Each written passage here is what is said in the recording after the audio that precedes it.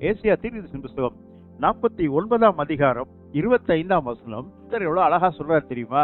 உன்னோட சண்டை போடுறவங்க, உன்னோட எதிர்ப்பா வருகிறவர்களுக்கு உனக்காக நான் வழக்காடுவேன். யுத்தம் கர்த்தருடையது, நீங்கள் சும்மா இருப்பீர்கள். கர்த்தர் உங்களுக்காக யுத்தம் பண்ணுவார். உன் பிள்ளைகளை ரட்சித்துக் கொள்வேன், உன் பிள்ளைகளை நான் காப்பாற்றுவேன். கர்த்தர் தம்முடைய பிள்ளைகளை அறிவார். நம்முடைய பிள்ளைகளுக்கு ஏற்படுகிற அபாண்டமான பழிகளிலும் பார்த்து கொண்டுதான் இருப்பார். உன்னோடு வழக்காடுகிறவர்களை நான் வழக்காடி உன் பிள்ளைகளை ரட்சித்துக் கொள்வேன், உன் பிள்ளைகளை நான் காப்பாற்றுவேன், உன் பிள்ளைகளுக்கு ஒரு விடுதலை நான் வாங்கி கொடுப்பேன். இதுதான் நமக்கு கர்த்தர் கொடுக்கிற பெரிய ஆசீர்வாதம். எனக்கு அன்பானவர்களே, இந்த பரந்த உலகத்துல எனக்கு ஆதரவு யாருமே இல்லை. என்னுடைய காரியத்துக்காக வழக்காட ஒருத்தரும் இல்ல. கவலைப்படாத, உனக்காக வழக்காடுகிறவர்கள் பரலோகத்தில் இருக்கிறார். ஒரே நிமிஷத்துல உனக்கு அவர் வழக்காட ஆரம்பித்து விட்டால் எதிரி இருக்கிற இடம் தெரியாமல் போய்விடுவார். உன் பிள்ளைகளை ரட்சித்துக் கொள்வேன். கர்த்தர் உன்னை காத்து கொள்வாராக, ஆசீர்வதிப்பாராக.